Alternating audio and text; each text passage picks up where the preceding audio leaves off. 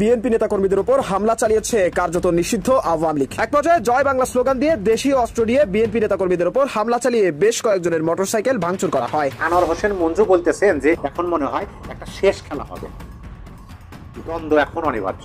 তিনি কিসের ইঙ্গিত দিলেন? বাংলাদেশের উপর একের পর এক বিধিনিষেধ আরোপ করেই যাচ্ছে ভারত। বিধিনিষেধ এমন জিনিসের উপর করছে যেটাতে বাংলাদেশ খুবই ক্ষতিগ্রস্ত হওয়ার মতো বিধিনিষেধ।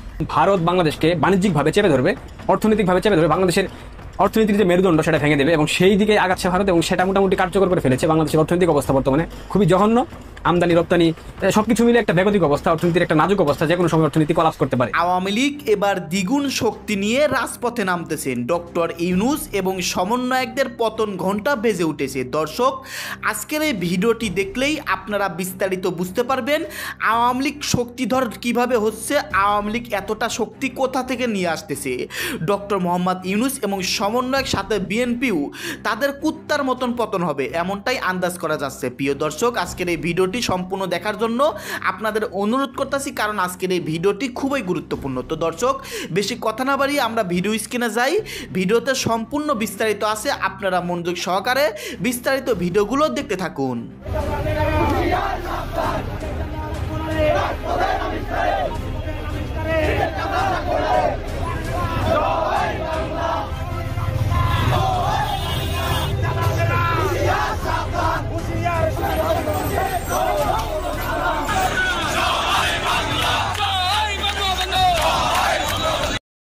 মাদারীপুরের শিবচরের লিফলেট বিতরণের সময় বিএনপি নেতাকর্মীদের উপর হামলা চালিয়েছে কার্যত নিষিদ্ধ আওয়ামী লীগ। সোমবার রাত ৮টার দিকে শিবচরের চরশে মাইল এলাকার পৌরভবন ২-এর কাছে এই হামলার ঘটনা ঘটে। স্থানীয়রা জানায়, সন্ধ্যার দিকে বিএনপি ও সহযোগী সংগঠনের নেতাকর্মীরা তারেক রহমানের ৩১ দফার লিফলেট বিতরণ করতে বের হয়। শিবচরের চরশে মাইলের কাজের দোকান এলাকায় লিফলেট দিতে গেলে শিবচরি হরিণ পরিষদের চেয়ারম্যান, আওয়ামী লীগ নেতা বাবুল ফকিরের ছেলে, নিষিদ্ধ সংগঠন ছাত্রলীগের নেতা সুমন ফকিরের সাথে বিএনপি নেতাকর্মীদের কথা কাটাকাটি হয়। এক পর্যায়ে জয় বাংলা স্লোগান দিয়ে দেশীয় অস্ত্র দিয়ে বিএনপি নেতাকর্মীদের উপর হামলা চালিয়ে বেশ কয়েকজনের মোটরসাইকেল ভাঙচুর করা হয়। হামলার ঘটনায় আহত হয় অন্তত ২০ জন। যারা আমরা সৃষ্টিতে সহায়তা করেছি, বঙ্গবন্ধুর নেতৃত্বে আমরা গর্বিত। এটাকে ক্ষুণ্ণ করার জন্য, এটাকে ব্যর্থ করার জন্য, এটা মানুষের কাছে ঘৃণিত করার প্রচেষ্টা চলে আসছে আজকে ৫৪ বছর। তিনি কিন্তু স্পষ্ট ভাষায় কথা বলছেন। যে সরকারে থাকে, পরে যখন সে থাকে না, সব পাপ সে করেছে। এই যে কথাটা তিনি বলছেন, এই কথাটা কিন্তু শতভাগ সত্য। যখন যে সরকারে থাকে এবং এই সরকার যখন সরকারে থাকে না, তখন কিন্তু সব পাপ সব তিনি করছেন, ওই সরকার করছেন। বাংলাদেশের রাজনীতি আমরা অতীত থেকে এখন পর্যন্ত সেটাই দেখে আসতেছি। এই বাস্তবতার পরিপ্রেক্ষিতে এই লাইনটা খুবই গুরুত্বপূর্ণ। এই বাস্তবতার পরিপ্রেক্ষিতে আগামী দিনগুলি সম্পর্কে আমরা যারা উদার গণতান্ত্রিক সমাজ ব্যবস্থায় বিশ্বাস করি, আমাদের সচেতন থাকতে হবে। অর্থাৎ তিনি আহ্বান জানালেন কাদেরকে? যারা উদার গণতান্ত্রিক সমাজ ব্যবস্থায় বিশ্বাস করে, তাদের প্রতি আহ্বান জানালেন যে আমাদের সচেতন থাকতে হবে। যে কিসের উপর সচেতন থাকতে হবে? যে সরকার ক্ষমতায় থাকে, পরে যখন সে থাকে না, সব পাপ সে করেছে, এই বিষয়ে। এবং ওই যে তিনি আগে বলছেন, সেই কথায় আমি আসতেছি, আপনারা বোঝার চেষ্টা করুন। তিনি বলছেন যে দখলের রাজনীতি হচ্ছে, ব্যবসা দখল হচ্ছে, দোকান দখল হচ্ছে, চান্দা হচ্ছে, কোনো নিয়ম কানুনের মধ্যে নাই। কিন্তু আমাদের দুঃখ লাগে। জনাব আনোয়ার হোসেন মঞ্জু বলতেছেন, কিন্তু আমাদের দুঃখ লাগে যারা রাজনীতি করেছে, এদেশের মানুষের সাথে যারা আন্দোলন করেছে, সংগ্রাম করেছে, তাদেরকে বাদ দিয়ে এখন দেশ কারা চালাচ্ছে? তিনি প্রশ্ন ছুড়ে দিচ্ছেন যে যারা এই দেশে আন্দোলন করেছে, রাজনীতি করেছে, সাধারণ মানুষকে নিয়ে আন্দোলন করেছে, সংগ্রাম করেছে, তাদেরকে বাদ দিয়ে দেশ এখন কারা চালাচ্ছে? তিনি আবার বললেন যে নন গভর্নমেন্ট, এটা অবশ্য সরকারি বলছেন, গভর্নমেন্ট চালাচ্ছে কারা? Non government. উপদেশ দিচ্ছে কারা? যারা এদেশে বসবাস করতেন না। ভালো করে খেয়াল করুন, তিনি বলতেছেন যে যারা এদেশে রাজনীতি করেছে, এদেশে মানুষের সাথে আন্দোলন করেছে, সংগ্রাম করেছে, তাদেরকে বাদ দিয়ে দেশ চালাতেছে কারা? Non government. আর এই নন গভর্নমেন্টকে পরামর্শ দিতেছে কারা? যারা এদেশে বসবাস করতেন না। তিনি আরো বলছেন, দেখেন, অনেকভাবে আমাদের অপমান করা হয়েছে, এই জাতিকে অপমান করা হয়েছে, কিন্তু এইবার যেভাবে অপমান করেছে এটা ইতিহাসে লেখা থাকবে। কোথায় আমেরিকা ছিল, কোথায় লন্ডনে ছিল, কোথায় জাপানে ছিল, তাদেরকে এনে বই লেখাচ্ছে, সংস্কার করছে। আরে বেটা, হালার বহালা বাস্তবায়ন করবে কে? এ কথাই তিনি কিন্তু বলছেন যে কোথায় আমেরিকা ছিল, কোথায় লন্ডনে ছিল, জাপানে ছিল, তাদেরকে এনে বই লেখাচ্ছে, সংস্কার করতেছে। আরে বেটা, হালার বহালা এটা বাস্তবায়ন করবে কে? এই যে বক্তব্যটা, এই বক্তব্যটা কিন্তু ভাইরাল হচ্ছে। তারপর তিনি বলছেন, আমরা যে রাজনীতি করছি, ভয় দেখায় আমাদের, আঙ্গুল ভেঙে দেবে, মাথা ভেঙে দেবে, কি যে কয় আমি বুঝি না পোলাপানেরা। তাই না? এই কথা তিনি বলছেন। তারপরে তিনি বলছেন আমরা যে কতজনের মাথা ভাঙছি জানেও না হালাইরা, সেই জন্যই বলি প্রান্তিক লেভেলে চলে আসছি আমরা। এই যে এইটা হচ্ছে গুরুত্বপূর্ণ। তিনি বলছেন যে সেই জন্যই বলি প্রান্তিক লেভেলে চলে আসছি আমরা, এখন মনে হয় একটা শেষ খেলা হবে, দ্বন্দ্ব এখন অনিবার্য।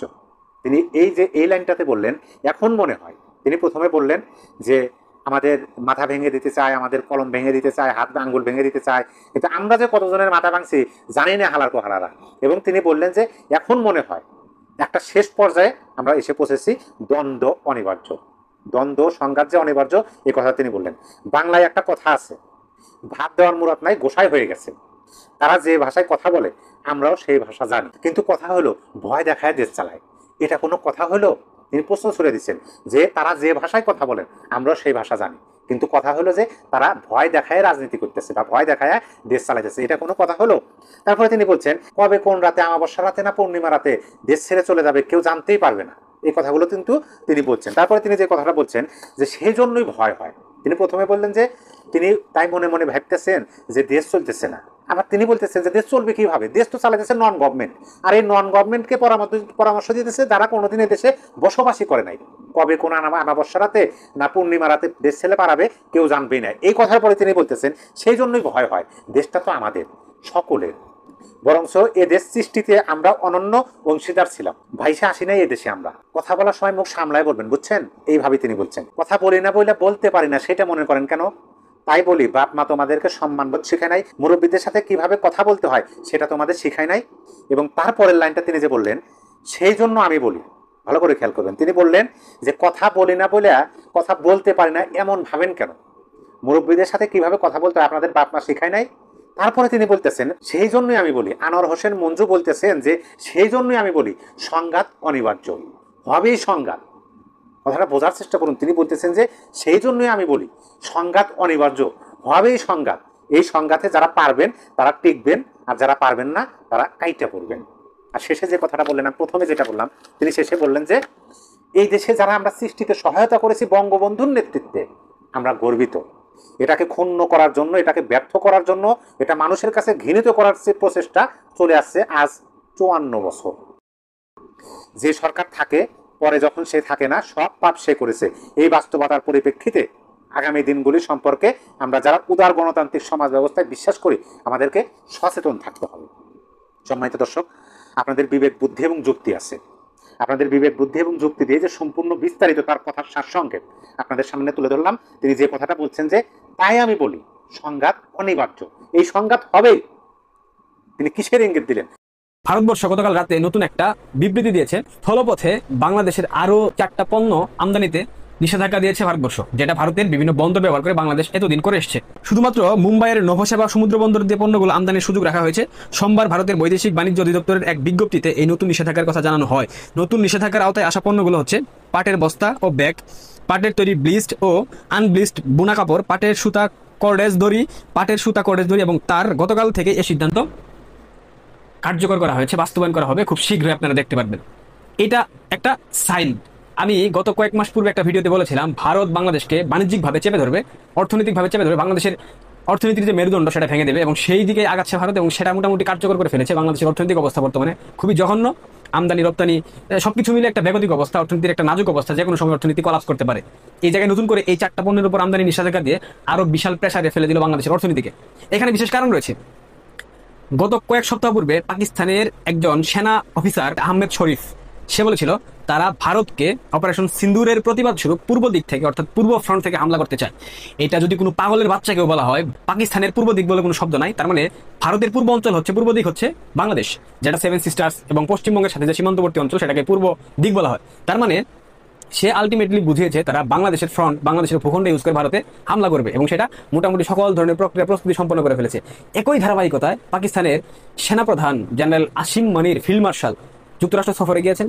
সেখানে গিয়ে তার কথা বলা উচিত ছিল মুসলিম উন্মাদের পক্ষে, তার কথা বলা উচিত ছিল ইসরায়েলের যে নির্যাতন ফিলিস্তিনের বিরুদ্ধে, এটা নিয়ে কথা বলা উচিত ছিল, কিন্তু সে সেটা বলে নাই। সে বলে এসছে কি ভারতে তারা আক্রমণ করবে, ভারত যদি সিন্ধু নদে বাঁধ দেয় সেই বাঁধে তারা 10টা মিসাইল অ্যাটাক করবে, অর্থাৎ তাদের মিসাইলের কোনো প্রকার মানে কমতি নাই, তাদের মিসাইলের অগাধ অটেল মানে সংরক্ষণ রয়েছে, এটা সে বুঝিয়েছে। এবং সে আরো বলেছে ভারতকে তারা 2 দিক থেকে 2 ফ্রন্টে আক্রমণ করবে, একটা হচ্ছে পূর্ব ফ্রন্ট আর একটা পশ্চিম ফ্রন্ট। এখন ভৌগোলিকভাবে পূর্ব ফ্রন্ট মানে বাংলাদেশ, কারণ পূর্ব ফ্রন্টে পাকিস্তানের কোনো ভূখণ্ড নাই। তার মানে বাংলাদেশে যে অধিক পাকিস্তানি নাগরিক দেখা গেছে এবং বাংলাদেশের বিভিন্ন ক্যান্টনমেন্ট, বিভিন্ন অঞ্চলে আইএসআই ঘাঁটি কেটেছে, এটা গোয়েন্দা তথ্যের ভিত্তিতে পাওয়া তথ্য, এটা সবাই জানে। এই মুহূর্তে দাঁড়িয়ে সেনাপ্রধান আসিম মনির যখন বলে বাংলাদেশের ভূখণ্ড ব্যবহার করা হবে ভারতকে হামলা করার ক্ষেত্রে, সেই ক্ষেত্রে ভারত কি ললিপপ চুষবে? নিশ্চিতভাবে চুষবে না। আরো হুমকি দিয়েছে যে তারা যদি মনে করে যে পাকিস্তান ডুবে যাচ্ছে, সেই ক্ষেত্রে তারা অর্ধেক পৃথিবীকে নিয়ে ডুবে, অর্থাৎ অর্ধেক পৃথিবী নিয়ে ডুবো মানে নিউক্লিয়ার হামলা করবে। তাদের পারমাণবিক ক্ষেপণাস্ত্রের একটা বিশাল মজুদ রয়েছে, এটা তারা দাম্ভিকতা দেখিয়েছে সেই দীর্ঘকাল সময় থেকে ভারতকে দেখিয়েছে। কিন্তু ভারতবর্ষ সাম্প্রতিক সময়ে যে অপারেশন সিন্দুর করেছিল, সেই সিন্দুরের মাধ্যমে পাকিস্তানের দম্ভ চূর্ণ বিচূর্ণ করে দিয়েছে। কিন্তু এই যে বললাম, কুত্তার লেজ কখনো সোজা হয় না। যেমন পাকিস্তানি, ঠিক তেমনি বাঙালি, মানে বাঙালির মৌলবাদীরা, সবাইকে আমি বলতেছি না, মৌলবাদী জিহাদি জঙ্গি যারা রয়েছে তারা হচ্ছে এক একটা কুকুর, এবং এই কুকুরের বাচ্চাদের লেজ কখনো সোজা হবে না। কুত্তার লেজ যেমন সোজা হয় না, এই ধরনের মানসিক মানে বিকারগ্রস্ত মানুষরূপী কুকুরদের লেজ কখনো সোজা হবে না। এর বিবৃতিতে ভারতের পররাষ্ট্রমন্ত্রী ডক্টর এস জয়শঙ্কর তিনি বলেছেন, পাকিস্তান সেনাপ্রধানের বক্তব্য একটি প্যাটার্নের অংশ। যখন যুক্তরাষ্ট্র পাকিস্তানের সেনাবাহিনীকে সমর্থন করে তখন তারা তাদের আসল রূপ দেখায়। মার্কিন যুক্তরাষ্ট্র পৃথিবীর যে দেশের বন্ধু, তার নতুন করে শত্রুর প্রয়োজন নাই, এটা সবাই এটা বলে। তো সেই জায়গা থেকে পাকিস্তানের সেনাপ্রধান মার্কিন যুক্তরাষ্ট্রের ভূখণ্ডে গিয়ে সেখানে দাঁড়িয়ে যখন ভারত বিরোধী কথা বলবে, ভারতকে হুমকি দেবে মিসাইল অ্যাটাক করার, ভারতকে হুমকি দেবে বাংলাদেশের ভূখণ্ড ব্যবহার করে ভারতকে হুমকি দেবে, এবং বাংলাদেশে এই মুহূর্তে মার্কিন সাম্রাজ্যবাদী আধিপত্যবাদী শক্তির যে উত্থান আমরা দেখতে পেয়েছি, এবং মার্কিন সেনাবাহিনী বাংলাদেশের সেনাবাহিনীর সাথে সম্মিলিতভাবে বিভিন্ন ধরনের ট্রেনিং নিচ্ছে সিলেটে।